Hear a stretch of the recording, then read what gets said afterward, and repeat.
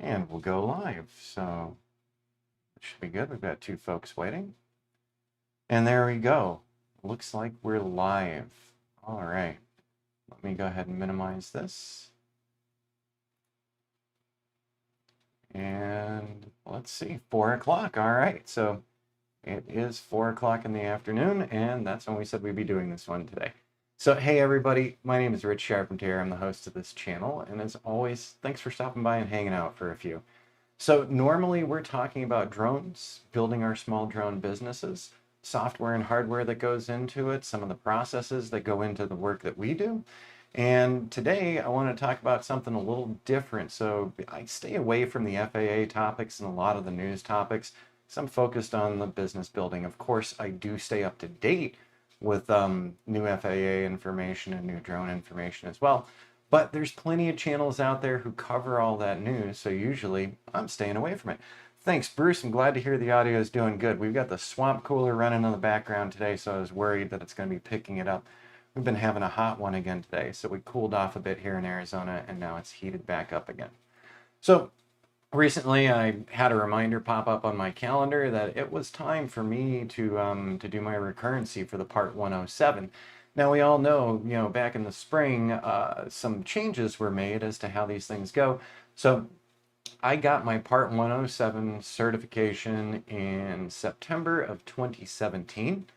And in order to do that, number one, I went through one of the study places online. So another one of the course vendors out there who covers the Part 107 test. And I went through their classes. Then I scheduled a time to go over to North Air Aviation and take my test, my original Part 107 test. Now that was 2017. So in 2019, I had to do the recurrency test. So you had to do some studying again, brush up on things. My failing in this, my most difficult part on their test is usually some of the weather questions. So those TAFs and METARs and those things.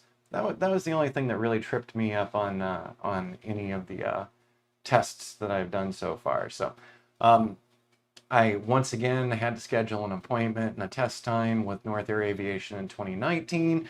Went in, did the test, passed again for my recurrency. And then this spring, some big changes happened. And they're actually pretty good changes. So months ago, I got an email from the FAA letting me know that they had these new courses and that you could do the exams as well.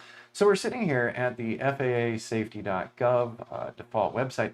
And so one of the interesting things right here, featured courses. So they've got different featured courses, but they've got the Part 107 Small UAS Recurrent class. Then they have the Part 107 Small USA Recurrent and Part 61 pilots as well. And then the Part 107 Small UAS Initial, and that's with Part 61 pilots as well.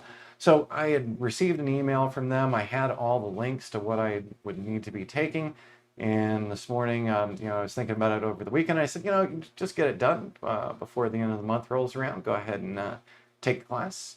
And then, maybe do the exam same day or, do the exam after. It turned out I did it all in the same day. So we've got these course listings right here, but I just wanted to show you if you stumble into this website and take a look around, there's a lot more going on than just Part 107 and drone operators. So I'm just going to click on the courses here really quick, and we can do a view available courses. So I'm just waiting for this for a moment. Let me see here. That is trying to get it to show the whole course list here. And go figure, I'm not logged in. I'm not going to log in, but the class list that they have is massive. So, hey, Corey, how are you doing today? Drop me a line in the near future. We'll set up a time to chat about your note that you dropped earlier. So maybe we'll have some time on Friday or Saturday here. So anyways, there is a giant list of courses. So if you log into here the first time and go down to courses, you're going to see a lot more than the Part 107 recurrent exam. Okay. So once you get yourself logged in and everything, and you're going to be doing the recurrent, they've got a little bit more explanation on this. So the Recurrent training courses for drone pilots available online. Now, one of the big things I mentioned before and then I didn't follow up, I took my tests at North Air Aviation 2017, 2019. You can do the tests online now. So not only does the FAA have the Recurrent course training up for us, which they say takes about 2 hours, and I'd say that's pretty accurate, even with a couple of breaks this morning. I rolled through it pretty quickly. But so they have the full explanation here.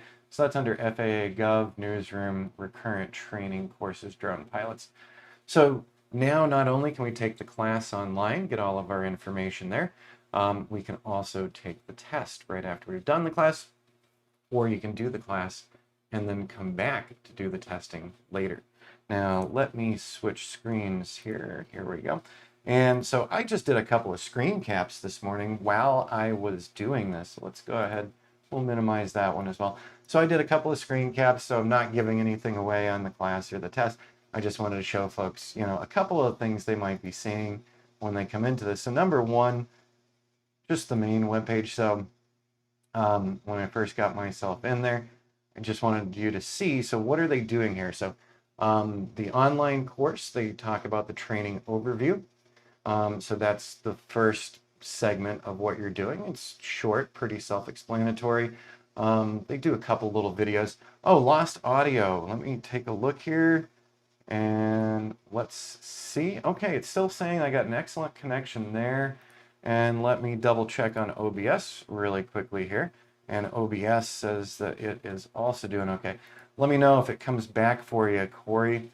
If everything's looking okay. And Bruce, let me know what you're hearing as well. So let me move along here. So, all right, the aircraft and remote pilot and command requirements. That's the second major section in there. Characteristics and requirements for SUAS and remote pilot and command responsibilities. Now, in the previous tests that I'd taken at North Air Aviation, a lot of the answers are always who's responsible. The remote pilot and command's responsible. They're always responsible. So when you're doing flight operations, if you are the remote pilot and command, you're responsible for what's going on at that job site that you're working, and hopefully you're doing everything right. Excuse me for one moment, everybody. I'm just going to check one more time. I want to see, it's still saying excellent connection on YouTube. And let me just double check that we're still getting a good stream on OBS as well. Sorry about bopping in and out of there. All right, so that second section's a little longer. It doesn't take much time to get through. So it's a lot of slides that you're going through, and they do have a couple of little video intros talking about what they're going to be covering. Rules for safe operations of SUAS, so pre-flight considerations, operating rules, abnormal and emergency situations, and then finally receiving your training credit. So these are the things you're going to be going through, and actually I want to show you a bit longer of a list shortly here. And let me triple check one more time that, okay, Wireless Go is also working. Sorry, this is the most I've popped up OBS here in a while. So let me know, Corey, if I'm coming back in there or not. So that was my screen cap number one as I was just getting into starting into the curriculum. Now, so the training scope here, they give you this overview. The training focuses on knowledge areas of 14 CFR Part 107. So regulations relating to SUAS, airspace classification. So this was something that was very pronounced in the original test and in the recurrent test in 2019. So understanding your operation requirements, if you're, especially if you're in controlled airspace. Aviation weather sources. So like I said, this was the one, I didn't like the TAFs and the METARs, and that's just, all of us work a little different. So we have the things that we're great at, and sometimes we have the things that not so great. The different types of fog. I don't know, it's fog. But that was just me. Okay, so aviation weather sources, things like 800 WX brief. You've got other locations for it as well, and a lot of our flight applications also give us weather information as well. So let me double check here again. I'm just concerned that we're not getting audio out there. but it does look like we're still doing okay. So, and I'm gonna check OBS one more time. This will be the last time I do it, folks. Sorry about that. Just want to make sure that everyone's able to hear this and follow along here.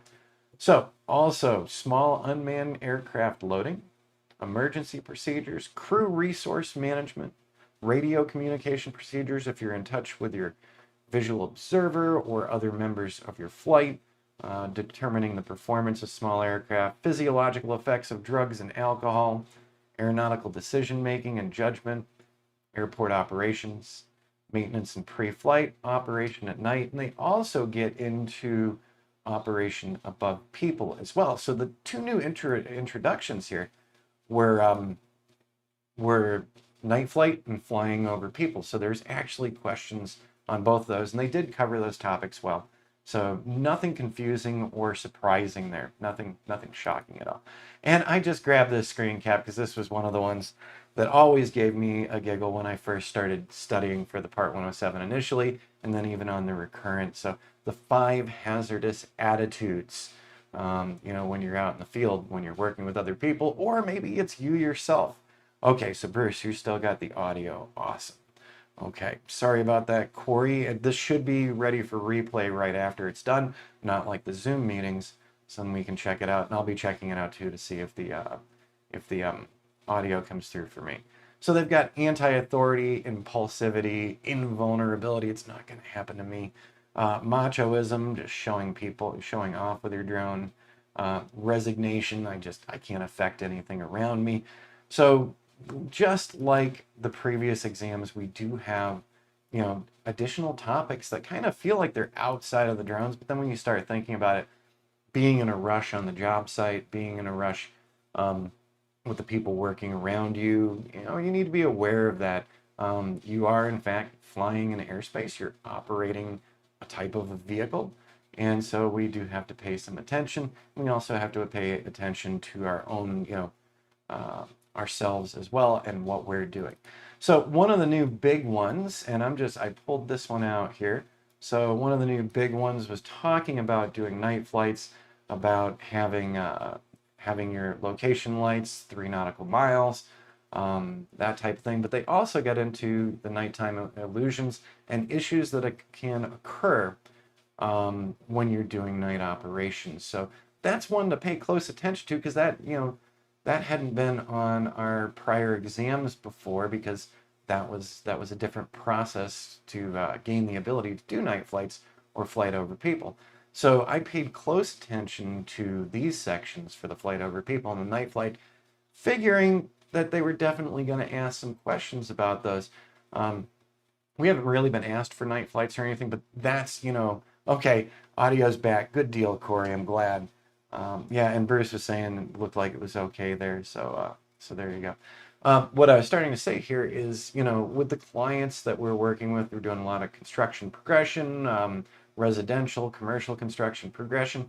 Nobody's looking for us to fly things at night. They're looking for the progression of their sites. So I've never really had a need for night flight. I've never been super jazzed about it, but I have seen some awesome and beautiful images from drone night flights. So I know that, there are opportunities there that maybe now that it's a little more straightforward process, that maybe I'll do that too.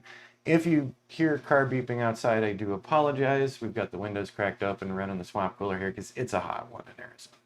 So they give you several examples of night illusions described below. They also did have some additional links in the course, so links that can take you out of it for more information on this. So geometric perspective, an object may appear to have a different shape when viewed at varying distances and angles when you're looking at them during the evening. False horizon, reversible perspective illusion, and fascination or fixation. So when you're fixated on one task, like looking at your control setup the whole time, bopping back and forth between that and keeping your eyes on the drone as well during that night operation, it's necessary as well.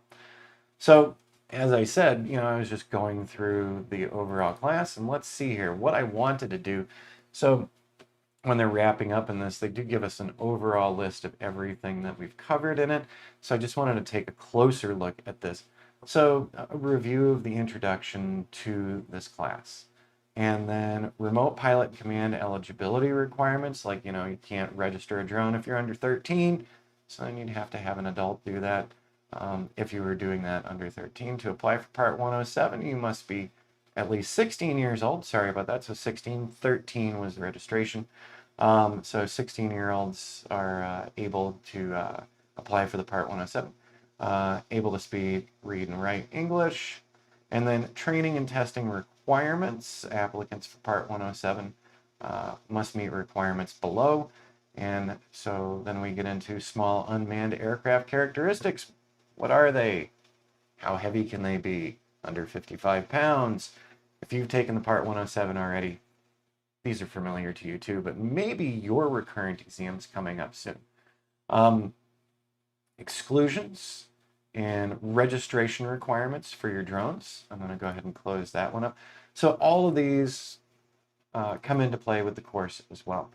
So I had done another screen cap just for registration requirements again, but marking requirements, so putting your ID on your drone. And one of the things they specified was no more putting your ID inside of the drone. We've all known about that for a while. So to have that, to have your registration number on the outside where it is visible to somebody who checks out your drone, the identification needs to be visible. In my case, I also do put other information on my batteries in my drone as well for myself, so I know which batteries I'm using for that particular flight and tracking those batteries. That's not an FAA requirement, but that's one thing that I do for myself. Crew resource management. So they spend a good bit of time on crew resource management. So expecting that we are using visual observers, expecting that we do have other folks on the ground helping us with our operations. And depending on the size of our operations, it could be only 1 or 2 people, or it could be several people if you're doing larger job sites. And more as we're getting into our business here with AZ Drone, more and more we are doing more interesting parcels, longer flight times, more batteries used, more data captured. So I always seem to have the visual observer with me now because we've got a lot of things in motion going on. Maintenance and inspection. So one of the big ones that I always come back to for myself, I am a user of air data, and that does track my batteries and my flights, also gives me suggested maintenance plans. So I do follow along with a lot of the recommendations of air data. And I did have one of our Patreon members get in touch asking, so what's air data used for you? Is it air data or air data? It doesn't matter. What do I use it for? And I use it for especially tracking batteries, because all the battery problems I had over the past couple of years. And I've got an entirely new set of batteries going on for 2 drones. And right now, everything's been good with them, but I am keeping close tabs on that, and air data does a great job for me. So, maintenance and inspection, I'm already doing it voluntarily. I'm utilizing that service, but they do run through, you should be checking this out. One of the things they say is, maintenance and inspection, what do you do if the manufacturer doesn't give you a list of maintenance activities that you should be doing? Well, you're going to need to develop your own practices. I mean, as you've seen on this channel previously, I've had severe battery problems with one of my Mavic 2 Pros. And that, was becoming really problematic with swelling in the battery. So I was tracking the batteries real close. The moment we saw any real true noticeable swelling where the battery could rock back and forth on a flat surface, it was done. It was out of there. We're no longer using that battery. Utilizing air data also, kept me up to date on what it believed the battery cells were at, how they were doing, what their performance was. So I went through all of my maintenance lists, especially when I had battery issues, but I regularly go through those maintenance lists because we're doing a lot of flights, period. So I need to keep track of my equipment, make sure the equipment's not wearing down, make sure it's in great condition. And we're always doing our self-checks in the field, but then we also have data when we come back to the office showing the performance of the drone and how we're doing. So, operating rules. Of course, there are rules for the FAA and what we should be doing and how we should be flying properly.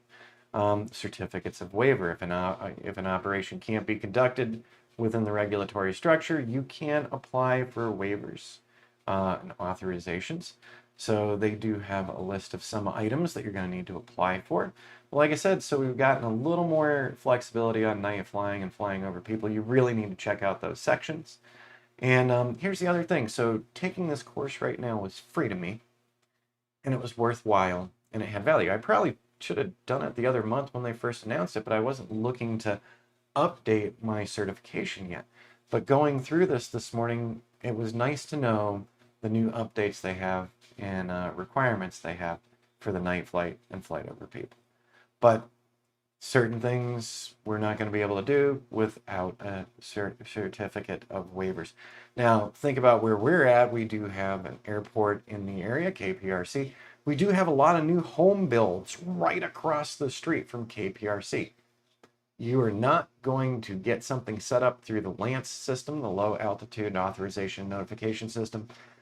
You're not going to get a same-day response doing anything with those new houses right over near those runways. So you're going to be looking into those certificates of waiver or authorizations. All right, abnormal and emergency situations. I'm going to close this and open the next one so these are all things that are covered in this. So if you're going to be taking this soon, these are the kind of things you could brush up on already, and you probably have knowledge of most of this since you've already passed the 107 or already done the recurrency at least once.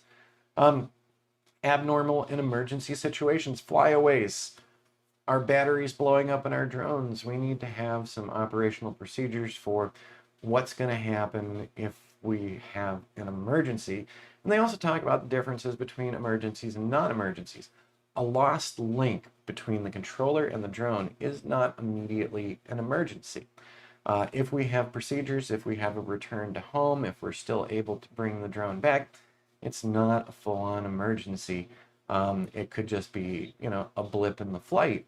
And so they talk about some of the differences between those emergency situations and the non-emergency situations.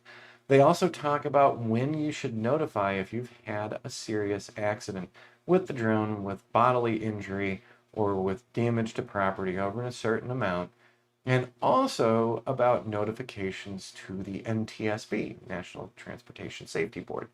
And so they have a little bit different reporting timelines as well, okay? So there you go. So I was screen capping these as I was going through and taking the class. So I was enrolled in the class. I enrolled in the class this morning. I started the class at 8:20 a.m. I started into the introduction, then I had a distraction in the kitchen, came back to it, sat down, and plugged away at it. But here's one of the things I wanted to talk to people about that I noticed at the end of the class and at the end of the testing. They did ask how satisfied I was with the process, how I liked the course, those simple kinds of things. So I was honest in my answers there. And let's see, Recurrent due in January, you better get started. I'll tell you what, Corey, this online class from the FAA, in taking the test part of this, which I'll talk a little more about in a moment, really helped brush up on what I needed to, and what was covered in the class pretty much showed up in the test. So, there was 2 questions that I thought back to my previous recurrent test, the ones we were doing in person. And, for me, North Air Aviation was the place I went to. But really what was covered in the course here pretty much covers what's going to be in the test. So it won't be a huge brush up, but it is, hey, go back, remember how aeronautical charts work, remember Class B, C, D, airspace, ground Class E. So just take a look back at those things, and I'm regularly using SkyVector to check things out. But you get a little lax in it, and hey, which ring, which colored ring or which dash ring means which airspace am I operating in. But overall, I think you're going to be pleasantly surprised that the course really does cover what they want you to know about. One of the things, so I'm going to talk about some weirdness here. So in this screen capture here, you see that I've got the intro, and then I've got buttons 1, 2, and 3. They're green. That means I went through the curriculum. And when you get to the end of the curriculum, they say go up to the menu, click on the menu, and then click exit. And it's going to bring you back out to your class screens to show what classes you've taken. And after you finish the class, the review button and exam button are grayed out. So I didn't record this. I didn't do a video. I wished I'd done a video as this was occurring for me. I encountered a bug and a problem. So the problem was that the review button and the exam button were both grayed out. It's fine. They explained that at the end. They said it's going to gray out, but click here, and then you should go review. And then after you review, you can select to get into the exam. Well, it didn't do that right for me. So I was worried, oh no, did it not save the fact that I finished the curriculum? Am I going to have to redo this and go through? Of course you could click through faster, but I don't know if they're timing this or not, but if you click through really quick just to get to the end and take the exam, did you cover the material? So I had covered the material, but I was worried because the review button wasn't coming up available to me even after following their instructions. So what I did was I simply logged out of the website. I'm going to close this one. We're going to go back down here. So I logged out of the website and then logged myself back in. And then when I logged myself back in, I was able to go down and see what courses I have taken. So took this course today. It did in fact acknowledge that I'd taken the whole curriculum, and I could go over to the review button now, click the review button, and everything was good. So that was the one complaint. That was the one complaint that I had was, and I put that in my response to them too. They had a couple click boxes. Are you happy? Are you sad? And then they had a place for you to write it down. So I explained the issue to them that I'd had following their instructions. That review was not readily available for me, and it was a little confusing. And fortunately, it worked out. I was able to continue on and take the exam today.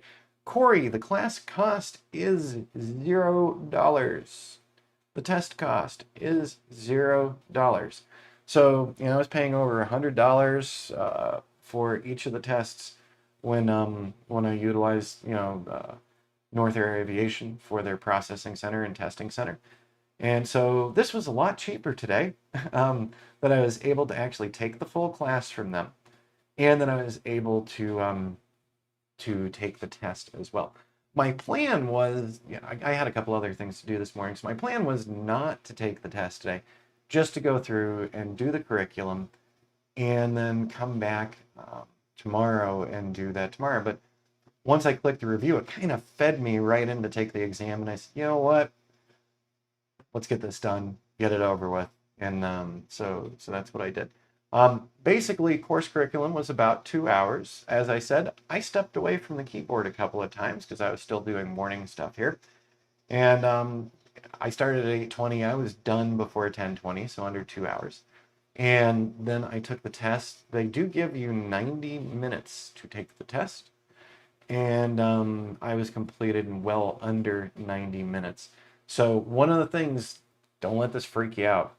Up at the top, when you start taking the test, it does make note, you need to get everything correct. So that's a little unnerving. Oh, what do you mean I need to get everything correct? In the previous exams, you didn't have to get every single question correct. But in this case, if you mess up and you miss a question or miss 2 questions, whatever it is, they will actually point out to you afterward, here's what you messed up on, and you can go back and put the correct answer into those. So I did get my 100%, but don't freak out when you see that not getting our pockets. That's right, Corey. So yeah, no cost fee there. So you can, in fact, Corey, today you could go on over there. You could sign up for the class. You could take the class, then you could come back to it later. Now on the test part, they did make note also, you need to get everything correct. You also need to have it done in under 90 minutes. Like I said, I got through it really fast. On the test side, it went very quick for me. The questions really did line up with the course material, so that was fantastic. So my experience overall with doing this at FAAsafety.gov was a very positive one, very straightforward with only one little hiccup. Maybe I did something wrong when I clicked that exit and it just didn't get that review button for me. But when everything's right, that review button will no longer be gray shaded. You can click in there, you can go through the review, and that was all those items that I was showing you of what went into the class. So when I say those items, once more, I mean this topic list here, that's part of the review. Okay, so I just screen cap those.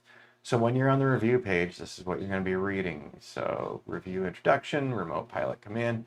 They walk you through all those topics again really quick. Of course, you did some more intensive studying topic by topic in the curriculum. And then in the end, when we get down to that bottom and we get that review, we can click on it, and then it's going to ask us, hey, it's going to send us right over to that exam. Like I said, if you don't want to take the exam same day, you don't have to. You can come back to it. And if you screw up on the exam and you need to retake it, maybe you got a bunch of things wrong or something didn't quite click with you, you can retake it again. But like I said, in under 3 hours of my time today, I not only took the course curriculum, I did learn some new things. So I will keep those in mind. And if I ever get more interest in doing night flight or flight over groups of people, I'll be coming back and reviewing this information for myself. So I do like this new format. I like it a lot better than having to schedule and go into one of those testing centers. Nothing against testing centers. And I love the fact that I can be in my office and take the class and test here. And like I said, there's a lot of other classes in here. Kind of leaves me curious to reading through to see what other things we can learn. I'm never going to operate an actual airplane, so those classes would be lost on me. But, you know, you can take a look through all of their curriculum and see what other things they're offering. I do also like the fact that, you know, the course instruction that was done here, you know, in slideshow format was easy to understand, easy to follow along with, and I didn't have to spend any money for any kind of review courses or anything. The FAA really covered it well for me. So very satisfied with that all overall. So there we go. This is the shorter live stream today, because I just wanted to talk about this one. It struck me over the week, and I said, let's just go ahead and get this done. And when it's all said and done, they do give you your little certification, and so they do advise you to, you know, keep a paper copy with you, and that you also have your original certificate. And whoops, wrong one. We were working on some other things today too. And let's open this one. So the certificate's actually not in black and white.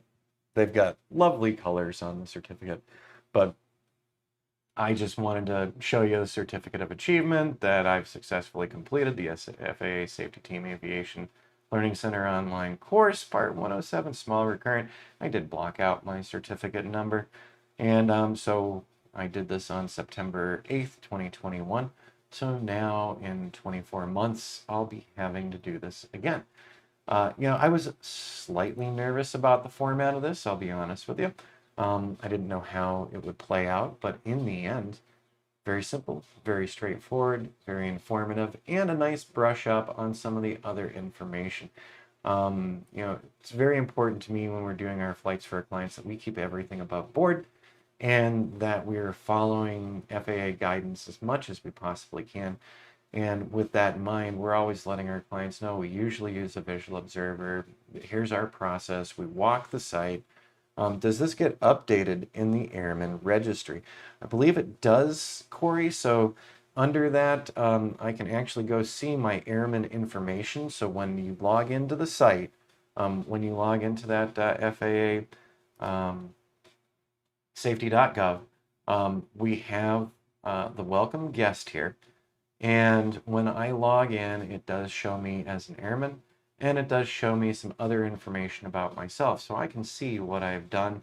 So when I went in here before I started doing the class, I was just poking around a little bit. And so I did find that, you know, I was certified for SUAS, so that information carried over. So I think they're integrated, Corey. So there you go, right in here. You can come in, you do your login. And so I get regular emails from this website as well, FAA Safety. So I get notifications of different seminars and things. And that's how I got my notification months ago about the new format as well. So I save all of those emails. I'm pointing over here because my other computer's over here. And I actually have an offline backed up copy of all the stuff that comes from the FAA. And I also have that backed up in my email too. So I've just got a folder, FAA, I can run down there and I can find all my information for my certifications and then all the emails they send out. So I can go back if I want to attend one of their seminars. So there we go. So it looks like that's all good there, Corey. So once you're done with the course and taking the test, you're gonna have that cute little certificate going on. And you're good to go. So we'll be printing this out. Also, we're digital and we're mobile right now. So I also put this in my cloud-based file folder that I use my iPhone and my computers on. So it's available to me. The certificate's available to me in full life Technicolor as well. So I've got that on my person, and we'll have the printout added to my little lanyard. My lanyard has my original little blue card, and it will have this copy in there as well. And I still have my old paper copy of the 2019 recurrency test as well. So we're keeping all of that. We've got a folder for that, and then we've got digital folders for it as well. Well, alrighty, everybody, that is today's live stream. Unless you got some other questions over here, I'm going to double check down here. We've got Corey and Bruce. Let's see if we've got, okay, concurrent viewers. It looks like it's you guys right now, so people will be watching this one on replay. But yeah, Corey, it looks to me like you can go in there today. You could take that course. You will notice that there are several different courses, several different similarly labeled courses. Let's arrow back here, and there we go. Featured courses. So we have the Part 107 Small UAS Recurrent. I think this one is 677. No. It's not showing if it's 677 here. But so that you don't get confused, you are a non-61 pilot, unless you're also doing other aviation stuff. But so we've got the Part 107 Small UAS Recurrent, we've got Part 107 Small UAS Recurrent, and Part 61 pilots. I'm not a Part 61 pilot, so that's not the one I took. And Part 107 Small UAS Initial, so getting your first Part 107 and Part 61 pilots as well. So mine was just the original Part 107 Small US. If you get confused about that at all, you can go read each of those, and they clarify it pretty well which course you should be in. Well, all right, everyone. I guess that's going to be a wrap for the day. Like I said, Corey, drop me an email after, and we can figure out a time to chat. And thanks again for tuning in. I noticed that we did have several other people in the channel. Maybe they got their questions answered, or maybe they're going to come back once this is ready for replay, which it will be momentarily. As always, glad to have people on here. I do appreciate all the comments and feedback. If you like this information, go down below, like and subscribe, and you'll get notified when we're doing new videos. Also, you might want to check out our Patreon channel. You can look down below for that as well. We do private Zoom meetings 3 Sundays a month, the first 3 Sundays a month. We also cover other topics that you don't see on our YouTube channel regularly. And we take on additional requests from our patrons for more in-depth information on certain topics as well. Let's take a look on over. You are welcome, Bruce. Glad to see you again today. And I hope you guys both have a great rest of the day and great rest of the week. It feels like such a shortened week because of the Labor Day holiday. So, throwing me off a little bit. I feel like it's Tuesday. All right, everyone. We'll see you again real soon. Have an awesome rest of the day. There we go. And we will end the stream.